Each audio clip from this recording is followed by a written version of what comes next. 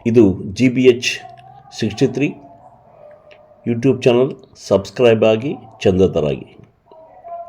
ನಮಸ್ಕಾರ. ಮುಖ್ಯಾಂಶಗಳು. ಹಳ್ಳಿಗಳಲ್ಲಿ ಖರೀದಿಸುವ ಭತ್ತಕ್ಕೂ ಈ ಟೆಂಡರ್, ಭಾರತೀಯ ರೈತ ಒಕ್ಕೂಟ ಆಗ್ರಹ. ದಾವಣಗೆರೆ APMCಯಲ್ಲಿ ಈಗಾಗಲೇ ಈ ಟೆಂಡರ್ ಪ್ರಕ್ರಿಯೆ ಖರೀದಿ ಕೇಂದ್ರದಲ್ಲಿ ಭತ್ತ ಖರೀದಿ ನಡೆಯುತ್ತಿದ್ದು, ರೈತರ ಭತ್ತ ಮತ್ತು ಇತರೆ ಧಾನ್ಯಗಳಿಗೆ ನ್ಯಾಯಯುತ ಬೆಲೆ ಸಿಗುತ್ತಿದೆ. ಆದರೆ ಮಧ್ಯವರ್ತಿ ವರ್ತಕರ ಕೊಳ್ಳುವ ಏಜೆಂಟರ ಹಾವಳಿ ಹೆಚ್ಚಾಗುತ್ತಿದ್ದು, ಅವರಿಗೂ ಕೂಡ ಈ ಟೆಂಡರ್ ಪದ್ಧತಿ ಅಳವಡಿಸುವಂತೆ ಭಾರತೀಯ ರೈತ ಒಕ್ಕೂಟದ ಬೆಳವನ್ನೂರು ನಾಗೇಶ್ವರರಾವ್ ಹಾಗೂ ಕೊಳ್ಳೇಣಿ ಸತೀಶ್ ಆಗ್ರಹಪಡಿಸಿದರು. ಅವರಿಂದು ಬೆಳವನ್ನೂರಿನ ನಾಗೇಶ್ವರ್ ಅವರ ತೋಟದ ಮನೆಯಲ್ಲಿ ಪತ್ರಿಕಾಗೋಷ್ಠಿಯನ್ನು ಉದ್ದೇಶಿಸಿ ಅವರು ಮಾತನಾಡುತ್ತಿದ್ದರು.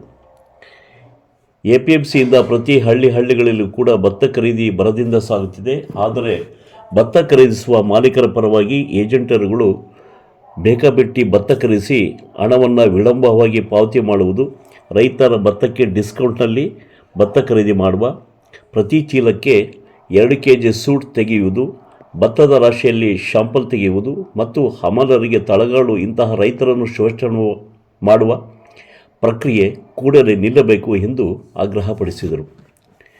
ಖರೀದಿದಾರರು 12 ಗಂಟೆ ಒಳಗೆ ಶಾಂಪಲ್ ಪಡೆದು ಟೆಂಡರ್ ಹಾಕಬೇಕು.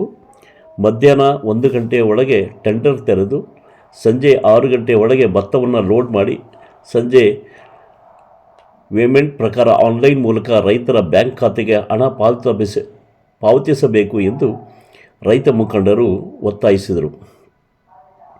ಹಳ್ಳಿಗಳಲ್ಲಿ ಇರುವ ಭತ್ತದ ರಾಶಿ ಸಮೇತ ಈ ಟೆಂಡರ್ ಮಾಡುವುದರಿಂದ APMCಗೆ ತರುವ ಸಾಗಾಣಿಕೆ ವೆಚ್ಚವೂ ಕೂಡ ಕಡಿಮೆಯಾಗುತ್ತದೆ.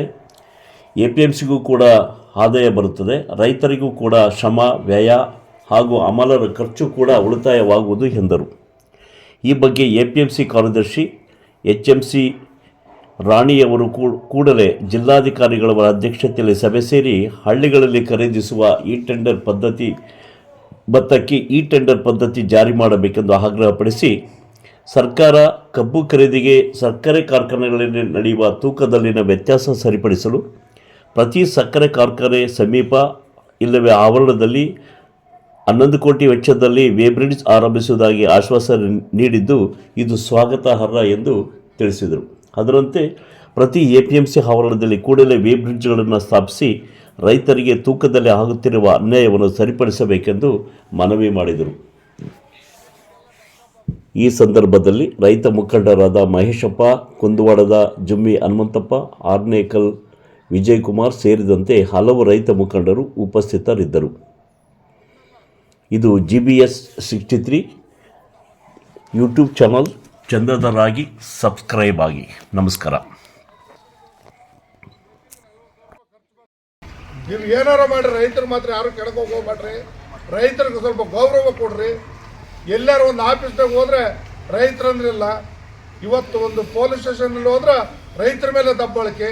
ಕಂಪ್ಲೇಂಟ್ ಕೊಟ್ಟರೂ ದುಡ್ಡು ಕೊಡಬೇಕು, ಕಂಪ್ಲೇಂಟ್ ಕೊಡಿಸ್ಕೊಂಡ್ರೂ ದುಡ್ಡು ಕೊಡಬೇಕು ಸ್ಟೇಷನ್ ಒಳಗೆ. ಯಾಕಂದ್ರೆ ನಾವೆಲ್ಲ ದುಡ್ಡು ಕೊಡ್ಬೇಕು ಬೇಕಂತಾರೆ. ಆ ಥರ ಆಗಿಬಿಡತ್ತೆ. ರೈತರು ಭಾಳ ಒಂದು ಕಷ್ಟ ಆಗೈತೆ. ರೈತರು ಏನಾರು ಒಂದು ಟ್ಯಾಕ್ಟ್ರಿ ತಗೊಂಡೋದ್ರೆ ಟ್ಯಾಕ್ಟ್ರಿ ಅಂಗಡಿ ಹಿಡಿತಾರೆ. ಭಾರಿ ಕಷ್ಟನೇ ಯಾವಾಗ್ಲೂ.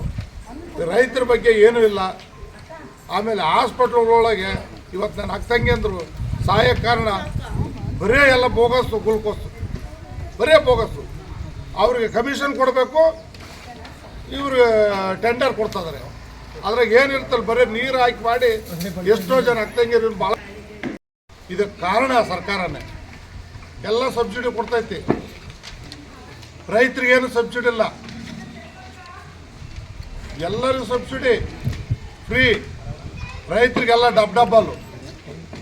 ಗೊಬ್ಬರ ರೇಟ್ ಜಾಸ್ತಿ, ಪಾಣಿ ರೇಟ್ ಜಾಸ್ತಿ, ಇವತ್ತು ನೀಸಿ ತೆಗೆಸಿದ ರೇಟ್ ಜಾಸ್ತಿ, ರಿಜಿಸ್ಟ್ರೇಷನ್ ರೇಟ್ ಜಾಸ್ತಿ. ಒಂದಲ್ಲ, ಯಾವುದೇ ಹೊಲ ಜಮೀನು ರಿಜಿಸ್ಟ್ರೇಷನ್ ಹೋದರೂ ಡಬಲ್ ರಿಜಿಸ್ಟ್ರೇಷನ್ ರೇಟು. ಹೀಗಾಗಿ 30,000 ಕೊಟ್ಟು ನಾವು ಕೊಟ್ಬಿಟ್ಟಿದ್ದೀವಿ ಅಂತಾರೆ. 1 ಎಕರೆಗೆ 40,000 ರೂಪಾಯಿ ಖರ್ಚು ಬರುತ್ತೆ. ಅವರು ನೀವು 10 ಎಕರೆ ಇದ್ದರೆ 3 ಲಕ್ಷ ಕೊಡ್ತೀವಿ ಅಂತಾರೆ, 20 ಎಕರೆ ಇದ್ದರೆ 3 ಲಕ್ಷ ಕೊಡ್ತಾರೆ. ಎತ್ತಲಾಗ ಆಗ್ತಾ ಇಲ್ಲ ಅಂತ ಹೇಳಿ ರೈತರು ಕೂಡ ಸ್ವಲ್ಪ ಗಮನ ಹರಿಸಲಿ. ಫ್ಯಾಕ್ಟ್ರಿ ರೈತರಿಗೆ ಕಬ್ಬಿನ ತೂಕದಲ್ಲಿ ಭಾಳಷ್ಟು ಮೋಸ ಮಾಡ್ತದೆ. ಈಗ ನಿನ್ನೆ 11 ಕೋಟಿ ವೆಚ್ಚದಲ್ಲಿ ಎಲ್ಲ ಶುಗರ್ ಫ್ಯಾಕ್ಟ್ರಿ ಹತ್ರ ಸರ್ಕಾರನೇ ಒಂದು ವೇ ಬ್ರಿಡ್ಜನ್ನು ಮಾಡಿ ಅದನ್ನು ನಿರ್ವಹಣೆ ಮಾಡ್ತೀವಿ ಅಂತಂದು ಹೇಳಿದ್ದಾರೆ. ಅದು ರೈತರ ಹಿತದೃಷ್ಟಿಯಿಂದ ಭಾಳ ಒಳ್ಳೆಯ ತೀರ್ಮಾನ. ಅದೇ ರೀತಿ ಪ್ರತಿಯೊಂದು APMCಯಲ್ಲೂ ಕೂಡ ವೇ ಬ್ರಿಡ್ಜನ್ನು ಪ್ರಾರಂಭಿಸಬೇಕು ಮತ್ತು ಅದ್ರ ಜೊತೆಗೆ ಅದನ್ನ ನಿರ್ವಹಣೆಯನ್ನು APMCನೇ ನಿರ್ವಹಿಸಬೇಕು. ಆವಾಗ ತೂಕದಲ್ಲಿ ಮೋಸ ಆಗ್ತಕ್ಕಂಥದ್ದು ಸಂಪೂರ್ಣವಾಗಿ ಬೀಳ್ತದೆ ಅನ್ನೋದು ನಮ್ಮ ರೈತರ ಒಕ್ಕೂಟದ ಬೆಂಬಲ ಬೆಲೆ 2300 ಯಾರು ಅವಾಗ ಯಾವಾಗಲೂ ರೇಟ್ ಜಾಸ್ತಿ ಬೆಲೆ ಕುಸಿದಾಗ ಬೆಂಬಲ ಬೆಲೆ ಯೋಜನೆಯಲ್ಲಿ ಖರೀದಿ ಕೇಂದ್ರಗಳನ್ನು ತರೋದು ರೈತರ ಸಂಕಷ್ಟಕ್ಕೆ ಧಾವಿಸ್ಬೇಕು ಅಂತಂದು ಐತೆ. ಬಟ್ ಬೆಲೆ ಕುಸಿದಾಗ ಅವ್ರು ಏನು ಕ್ರಮ ಕಾಣಲ್ಲ. ಹಾಗಾಗಿ ನಮಗೂ ಜಿಲ್ಲಾಡಳಿತಕ್ಕೆ ಸಮನ್ವಯತೆ ಆಗ್ತಾ ಇಲ್ಲ. ಹೊರಗಡೆ ಅವರು ರೈತರು ಚರ್ಚೆ ಮಾಡಿದಾಗ ರೇಟ್ ಹೆಂಗೈತೆ ಏನು ಚರ್ಚೆ ಮಾಡಿದಾಗ ಜಿಲ್ಲಾಡಳಿತ ಗೊತ್ತಾಗ್ತಾ ಇದೆ.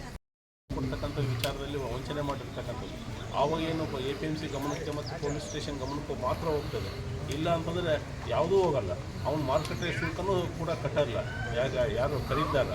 ಹಾಗಾಗಿ ನಾವು ಏನು ಸಿಸ್ಟಮ್ ಮಾಡಿದ್ದೀವಿ ಇದು ವಿನೂತನವಾದ ಪದ್ಧತಿ ಮತ್ತು ಇದು ಮಾರುಕಟ್ಟೆ ಶುಲ್ಕ ಸಂಗ್ರಹ ಆಗಲಿಕ್ಕೂ ಕೂಡ ಅನುಕೂಲ ಆಗ್ತದೆ ಅನ್ನೋ ಒಂದು ಮಾತನ್ನು ಈ ಸಂದರ್ಭದಲ್ಲಿ ಹೇಳೋಕ್ಕೆ ಇಷ್ಟಪಡ್ತೀವಿ. ಮತ್ತು ಅದ್ರ ಜೊತೆಗೆ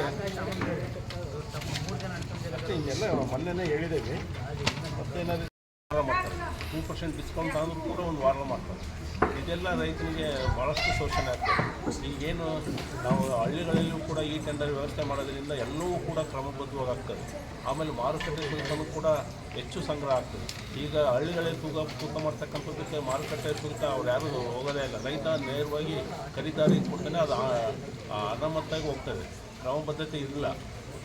ರೈತನ ನಡುವೆ ರೈತ ಮತ್ತು ಖರೀದಾರರ ನಡುವೆ ಮಾತ್ರ ವ್ಯವಹಾರ ಆಗ್ತದೆ. ಇದು APMC ಗೊತ್ತೇ ಆಗಲ್ಲ.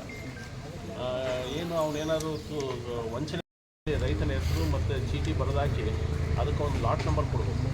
ಆಮೇಲೆ 12 ಗಂಟೆ ಒಳಗೆ ಅವನು ಹೋಗಿ ರಾಶಿ ನೋಡ್ಕೊಂಬರ್ಲಿ. ರಾಶಿ ನೋಡ್ಕೊಂಬಂದು ಟೆಂಡರ್ ಹಾಕ್ಬೋದು. ಟೆಂಡರ್ ಹಾಕಿದ ಮೇಲೆ ಯಾರು ಹೆಚ್ಚಿಗೆ ಟೆಂಡರ್ ಹಾಕಿರ್ತಾನೋ ಅವನಿಗೆ SOC ಟೆಂಡರ್ದಾರ ಅಂತ ಕರಿತೀವಿ. ಅವನು ಸಾಯಂಕಾಲ 6 ಗಂಟೆ ಒಳಗೆ ಅದನ್ನು ತೂಕ ಇದನ್ನು ತುಂಬಿಸ್ಕೊಂಡು ಮತ್ತು ಲೋಡ್ ಮಾಡ್ಕೊಂಡು ಹೋಗ್ಬೋದು. ಆಮೇಲೆ ಪೇಮೆಂಟ್ ಮಾಡ್ತಕ್ಕಂಥದ್ದು ಕಂಪಲ್ಸರಿ ಕಡ್ಡಾಯ ಮಾಡಬೇಕು. ಅಂದರೆ ವೇ ಬಿಡಿಸ್ ತೂಕ. ಈಗ ನಿನ್ನೆ ರಾಜ್ಯ ಸರ್ಕಾರ ಒಂದು 70% ಮುಗಿತಾ ಬಂದಿದೆ.